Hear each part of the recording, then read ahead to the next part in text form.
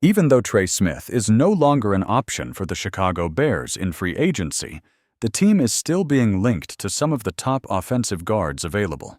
A new name has surfaced, according to Jeremy Fowler. Meanwhile, Ashton J., ranked number 10, is gaining attention as he shows strong interest in joining the Bears, just as the team seems interested in him. On top of that, some key offensive line measurements have surfaced, sparking excitement over who the Bears should target. But before we dive in, welcome back to Just Another Year, Chicago Bears. My name is Nick Rod, and as always, I appreciate you tuning in. If you want the Bears to sign a top offensive lineman in free agency, be sure to hit that like button. Also, let me know in the comments who you'd like to see join the Bears offensive line in 2025. Now let's talk about the latest offensive lineman linked to Chicago.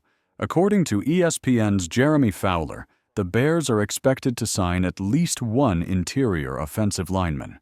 3 names are in the mix: Drew Dalman, Aaron Banks, and Will Freeze, all of whom are expected to land sizable contracts. This is an interesting situation.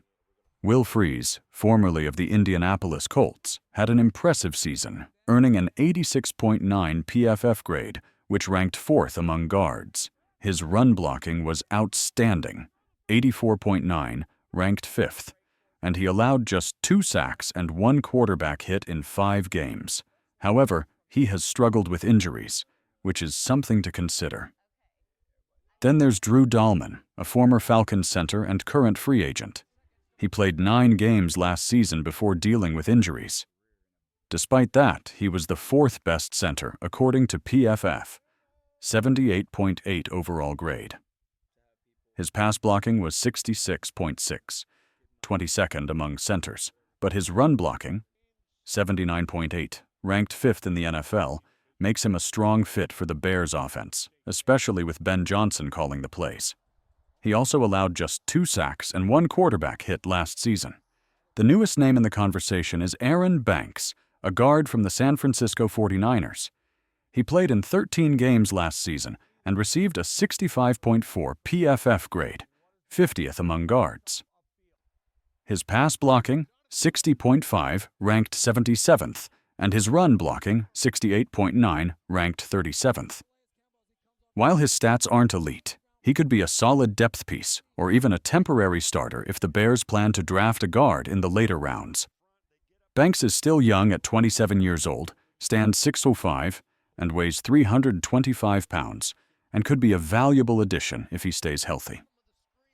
Now let's take a closer look at the injury history of these players and what it means for the Bears moving forward. Now let's get serious about injuries, because they can make a huge difference in a team's success. Will Freeze has had some concerning injury issues. In 2023, he missed 4 weeks due to a calf injury, which isn't uncommon for offensive linemen. However, in 2024, things got much worse. He broke his tibia and was out for 8 weeks. The team tried bringing him back early, but he ended up on season-ending injured reserve, IR. That's a serious injury, especially for a player of his size, and it raises big concerns about his durability. Drew Dalman also dealt with injuries last season, suffering a high ankle sprain that kept him out for 8 games with the Atlanta Falcons. While that's not ideal, he's still one of the best centers in the game. Despite his injury, he remains a highly sought-after free agent, and the Bears are still linked to him. If I had to pick one injured player to take a chance on, it would be Dalman because of his strong track record and consistent performance when healthy. He's also 6'3", 300 pounds, which is great size for a center.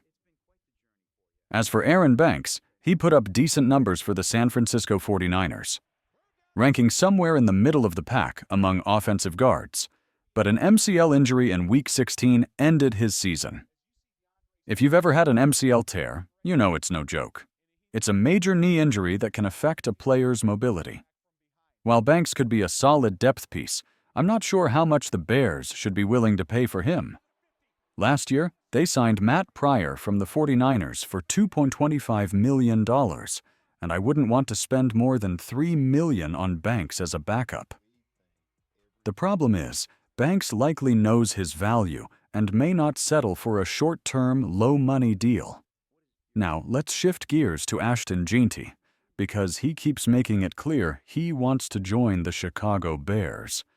That's exciting, considering he's one of the top running backs available. Apparently, Jeanty has had some great meetings with the Bears coaching staff, including offensive coordinator Eric Bieniemy. He even confirmed it himself, saying, "I met with the Bears, including Eric Bieniemy, and it was a great meeting." Jeremy Fowler also reported that Jeanty plans to take top 30 visits with both the Bears and the Cowboys. Let's talk about what makes him special. Last season at Boise State, Jeanty had 375 rushing attempts, 2,600 rushing yards, 29 rushing touchdowns, 96.6 rushing grade. Those are insane numbers. At the NFL Combine, he measured 5'9", 215 pounds with 9.5-inch hands. While he's not as tall as a guy like Derrick Henry, he's built like a powerhouse. He bulldozes defenders, finds gaps with ease, and was a key part of Boise State's offense. If the Bears fully address their offensive line in free agency, I'd be all in on drafting Jeanty. He could be a game-changer in this offense. I trust Ben Johnson to build the right team. He knows what it takes to win, and he understands how to create an explosive offense. That's exactly what the Bears need. Next up, we'll talk about the latest player measurements and who I think the Bears should target in the draft. This player is built to be a strong interior offensive guard, a big one at that. However, his arm length is a limitation. With 32-inch arms and a 77.5-inch wingspan, he doesn't have the reach needed to play left tackle in the NFL.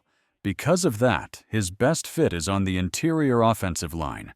If the Bears decide to take him at pick 39, similar to how Ashton Jeanty was taken at number 10, it wouldn't be a bad move. But he will need to fill the left guard or right guard position, depending on what the Bears do in free agency. Now, looking at offensive tackles, if the Bears want to bring one in and move Braxton Jones, Calvin Banks is an interesting option. He posted solid numbers, standing at 6'5" and weighing 315 pounds. His hands measure 10.38 inches, and his arms are 33.5 inches long. In the NFL, offensive linemen who succeed typically have arms longer than 33 inches, so he checks that box. On top of that, his 84.4-inch wingspan makes him big, long, and powerful. He could be a serious consideration at pick 10, but with his rising popularity, it's unclear if he'll still be available by then. Another player to keep an eye on is Josh Simmons. Before suffering a knee injury last year at Ohio State, he was projected as a top 10 pick. He played only 5 games, but his combined numbers were solid, standing 6'4" and weighing 337 pounds with a 10-inch hand diameter, 33-inch arms, and an 82-inch wingspan. Those measurements are just enough to meet today's NFL standards for an offensive tackle. If the Bears are looking for size and potential, he could be on their radar. Ultimately, these measurements will play a big role in shaping the decisions of Ryan Poles, Ben Johnson, and the rest of the Bears front office. Whether at pick 10 or in the second round, the team will have some key choices to make, especially if a player like Tyler Booker slips into the mid-20s, where the Bears have 2 second-round picks to work with. If I were the Bears, I'd seriously consider trading up from pick 39, maybe even throwing in a 4th-rounder, to move into the first round. It would require giving up a little, but it could be worth it. I truly believe Tyler Booker needs to become a Chicago Bear. His mindset is exactly what this team needs. The comment he made yesterday about making guys not want to play football anymore just shows his toughness. I love that. The Bears need that kind of attitude on the offensive line, and I think Ben Johnson understands it, especially coming from a gritty team like Detroit. That's the latest news so far, but if anything breaks, we'll be here to cover it. There's plenty more coming up this week with NFL free agency right around the corner, and you won't want to miss it. So if you haven't already, hit that like button, subscribe to the channel, and drop your thoughts in the comments below.